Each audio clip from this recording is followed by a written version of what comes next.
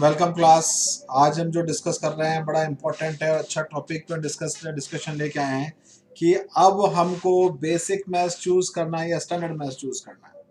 एक common question है, common parents ये डिस्कशन कर रहे हैं, बच्चे भी डिस्कस कर रहे हैं, है क्या डिफरेंस कि आप 9th में हो या आप 10th में हो और आपको स्टिल कंफ्यूजन है कि क्या लेना है। सबसे पहला पॉइंट जो मैं डिस्कस कर रहा हूँ कि डिफरेंस क्या है।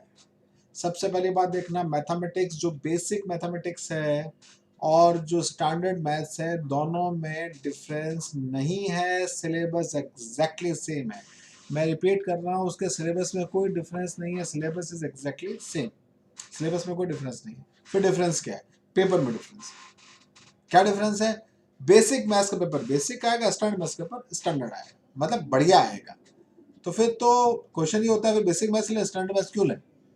हमको तो इजी पेपर चाहिए, नंबर बढ़िया आने चाहिए, तो फिर हम बेसिक मैथ से लेते हैं।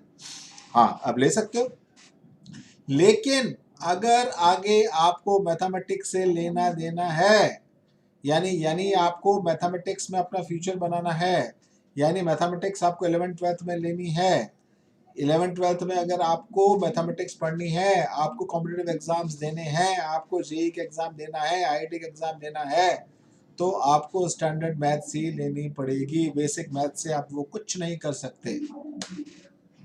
यानी अब सेकंड क्वेश्चन रेज होता है अचानक से, क्या क्वेश्चन रेज होता है कि अगर डिफिकल्टी लेवल उसका हाई है और हमने स्टैंडर्ड मैथ्स ले ली और एक ने बेसिक मैथ्स, उसके नंबर ज़्यादा आ जाएंगे, मेरे नंबर कम आ जाएंगे, कोई प्रॉब्लम नहीं है। जिसके नंबर ज़्यादा आएंगे, यानी बेसिक मैथ्स ज़्यादा नंबर हैं और आपके स्टैंडर्ड में कम नंबर हैं, लेकिन फिर भी आप मैथमेटिक्स ले सकते हो और वो बेसिक मैथ्स वाला मैथमेटिक्स नहीं ले सकता, राइट। अब ये क्वेश्चन है, बेसिक मैथ्स वाला मैथमेटिक्स नहीं ले सकता है, तो 11th के सब्जेक्ट में उसने मैथमेटिक्स नहीं लिया, तो उसको क्या लॉसेस है? कोई लॉस नहीं है। अगर आपको मैथ्स की फील्ड में नहीं जाना है, बेसिक मैथ्स इसलिए इंट्रोड्यूस किया है, आपको मैथ्स की फील्ड में नहीं जाना है, आप मैथ्स की फील्ड में नहीं जाना है, तो आप स्टैंडर्ड मैथ्स लेने की जरूरत ही नहीं है। आपका मैथमेटिक्स बहुत अच्छा नहीं है, आप बहुत बढ़िया आर्टिस्ट है, मैथमेटिक्स सोचा अच्छा नहीं है, जरूरत नहीं है, आपको पास होना है बस। फंडामेंटल मैथमेटिक्स पास होने के लिए बेसिक मैथ्स पास होना जरूरी है। अगर आप बेसिक मैथ्स ही पास करनी है तो आप 10th क्लास पास नहीं हो, बेसिक मैथ्स आपको आना चाहिए, तो उसके लिए बेसिक इंट्रोड्यूस किया है। आप बेसिक मैथ्स का जो इंट्रोड्यूस की बात है, वो आप स्विचिंग कर सकते हो क्या? स्विचिंग का मतलब क्या है कि आपने बेसिक मैथ्स लिया और आपके बहुत अच्छे मार्क्स आए, 100 में से 99 मार्क्स आ गए, 100 मार्क्स आ गए, अब आपको विचार चेंज हो गया यार, अब मैं सोच रहा हूँ कि क्यों ना अपन स्टैंडर्ड मैथमेटिक्स ले लेते और मैथ्स ले लेते, मैथ्स तो बहुत बढ़िया है अपनी, कोई प्रॉब्लम नहीं, सप्लीमेंट्री एग्जाम होगा ना, आप स्विच कर जाना, आप बेसिक मैथ्स से स्टैंडर्ड मैथ्स ले लेना, कोई इशू नहीं है, कोई मना नहीं कर रहा आपको, और अब स्टैंडर्ड मैथ्स पास हो गए और आप मैथमेटिक्स आप ले सकते हो, 11th में आईआईटी एग्जामिनेशन दे सकते हो, कोई प्रॉब्लम वाली बात नहीं। अब एक और केस आया, क्या केस आया कि आपने स्टैंडर्ड मैथमेटिक्स लिया है और आप इनके पास नहीं हुए, तो आप सप्लीमेंट्री एग्जाम बेसिक मैथ्स से दे सकते हो, कोई इशू नहीं, यानी कि सप्लीमेंट्री में आप स्विचिंग कर सकते हो, तो ये स्विचिंग पॉसिबिलिटी सप्लीमेंट्री एग्जामिनेशन में है। अच्छा, जो मैथमेटिक्स का कोड है वो सब्जेक्ट कोड ही चेंज है, पेपर एग्जैक्टली अलग आएगा, उसका जो है वो है 241, जो है बेसिक मैथ्स का, स्टैंडर्ड मैथ्स का वही है, वो 041, वो अपना वो के वही मैथमेटिक्स है। अब क्वेश्चन ये आता है कि पेपर का लेवल कितना डिफिकल्ट आएगा सर?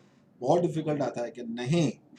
पेपर जो आज तक आता था वो स्टैंडर्ड मैथ्स वाला पेपर ही है, बेसिक मैथ्स वाला पेपर नहीं है, तो बहुत डिफिकल्ट नहीं आएगा, बहुत ज्यादा पढ़ना पड़ेगा और नंबर कम हो जाएंगे या फेल हो जाएंगे, ऐसा कुछ नहीं है। आप जैसे पहले एग्जामिनेशन दे रहे थे, लास्ट पेपर उठा कर देख लेना, लगभग पेपर वैसा ही है, पेपर का डिफिकल्ट लेवल बहुत हाई नहीं है। हाँ, बेसिक वालों के लिए डेफिनेटली बहुत इजी है, फंडामेंटल चीजें उसमें हम पूछेंगे बेसिक मैथमेटिक्स के अंदर। अब बेसिक मैथमेटिक्स स्टैंडर्ड मैथमेटिक्स आपने चूज किया और मैंने आपको बताया कि सप्लीमेंट्री एग्जाम के अंदर आप चेंज भी कर सकते हो, स्विच भी कर सकते हो, लेकिन आपने एक बार फॉर्म भर दिया तो जो मेन एग्जामिनेशन है उसमें आपको उसी से एग्जाम देना पड़ेगा, चाहे आपने बेसिक भरा है चाहे आपने स्टैंडर्ड पढ़ा है।